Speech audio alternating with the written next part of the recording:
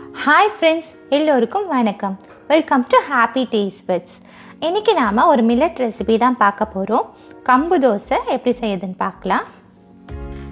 ஒரு கப்பு கம்பு ஹோல் பால் மில்லட் எடுத்திருக்கேன்.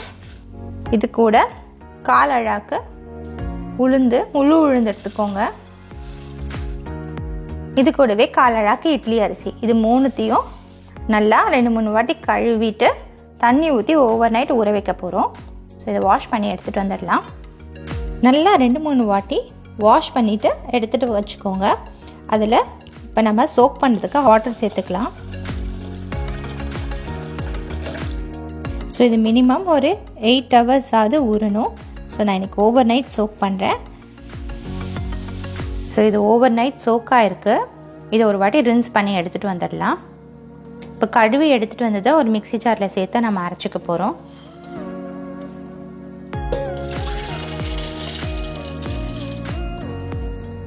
இது கூட தேவையான அளவு உப்பு, நான் 1 டீஸ்பூன் அளவுக்கு சேர்க்குறேன். இது கூட தேவையான அளவு தண்ணி சேர்த்து ஒரு தோசை மாவு பதத்துக்கு அரைச்சிட்டு வந்துடலாம். கொஞ்சம் கொஞ்சமாக தண்ணி சேர்த்து அரைச்சிக்கோங்க. இந்த அளவுக்கு தோசை மாவு பதத்துக்கு அரைச்சி எடுத்துக்கோங்க.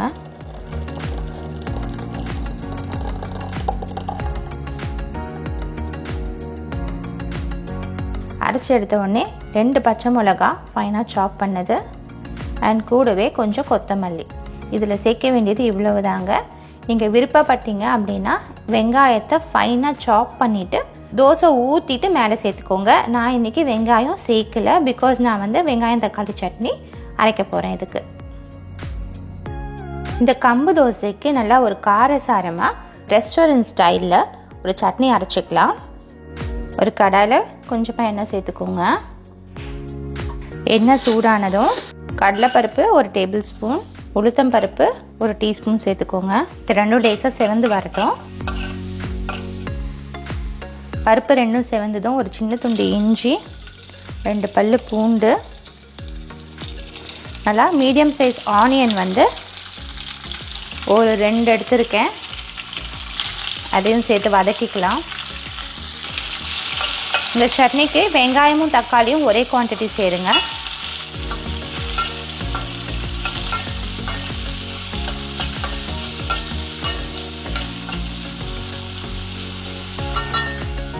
வெங்காயம் நல்லா டிரான்ஸ்லூசன்ட் கலர் வந்துருச்சு. ஸோ இந்த ஸ்டேஜில் தக்காளி சேர்த்துக்கலாம். 2 தக்காளி, ஒரு 7-8 புதினா இலை, கொஞ்சமாக கொத்தமல்லி. இதை லேசாக வதக்கி விட்டுப்போம்.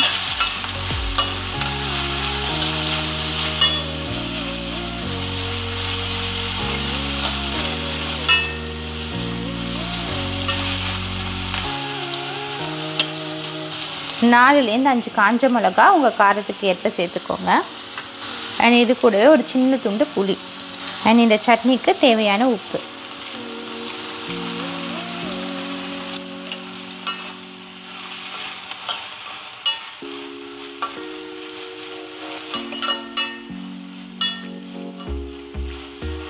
இதை நல்லா வதக்கிக்கோங்க. வதக்கிட்டு நம்ம அரைச்சி எடுத்துட வேண்டியது தான். இந்த சட்னிக்கு தாளிப்புலாம் எதுவுமே தேவையில்லை. இந்த தக்காளியும் வெங்காயமும் நல்லா வதங்கி வரணும்.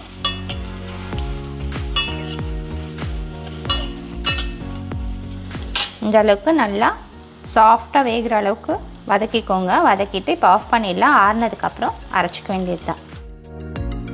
சட்னி தண்ணி ஊற்றாமல் இந்த மாதிரி அரைச்சிக்கோங்க. கொஞ்சம் திக்காக இந்த கன்சிஸ்டன்சியில் இருக்கும்போது சாப்பிட நல்லாயிருக்கும். அண்ட் இது மீடியம் காரம் தான் இருக்கும் நான் அரைச்சிருக்கிறது. என்னோடய மிளகாக்கு உங்களுக்கு காரத்துக்கு ஏற்ப மிளகா கூடவோ குறைக்கவோ செஞ்சுக்கோங்க.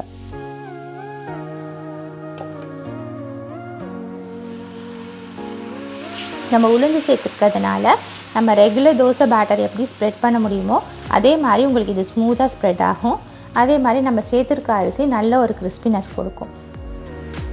வெங்காயம் விருப்பப்பட்டீங்க அப்படின்னா நீங்கள் தோசையை ஊற்றிட்டு இம்மீடியட்டாக மேலே ஃபைன்லி சாப்டு ஆனியனை ஸ்ப்ரிங்கிள் பண்ணிக்கோங்க.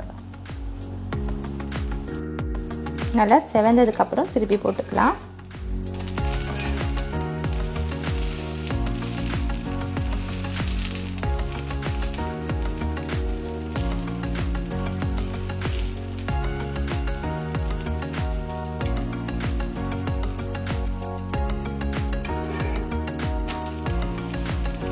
நல்ல கிறிஸ்பியாகவே வந்திருக்கு.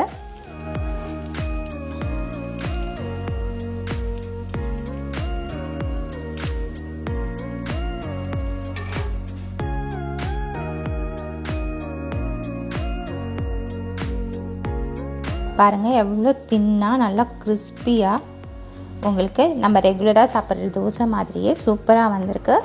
கம்பு பார்த்தீங்க அப்படின்னா it's a gluten free millet. Weight loss ஜேர்னியில் இருக்கவங்க எல்லாருமே இதை ட்ரை பண்ணி பார்க்கலாம்.